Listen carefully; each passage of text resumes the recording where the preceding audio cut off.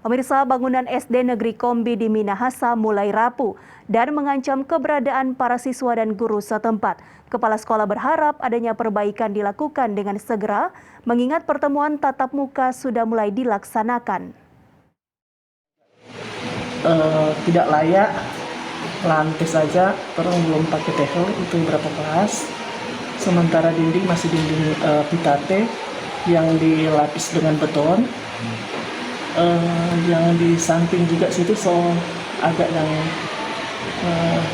beton baciri, dan kalau terang paku memang nggak bisa untuk rapuh dia tuh beton itu dia. Jadi memang perlu diperbaiki. Beginilah kondisi SD Negeri Kombi seperti yang disampaikan kepala sekolah setempat.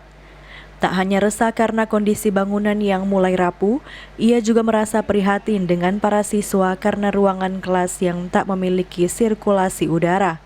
Untuk fasilitas udara memang karena tidak ada jendela tuh jadi panas untuk anak-anak belajar.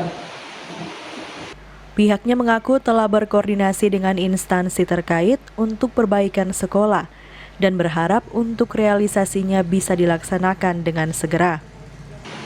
Memang kalau dipikir waktu lalu sudah di survei, kemungkinan besar itu dia akan masuk anggaran 2022. Sebanyak 44 siswa di SD Negeri Kombi ini sudah melakukan kegiatan belajar mengajar terbatas dengan metode shift atau berbagi menjadi 2 kelompok belajar, yaitu pagi dan siang.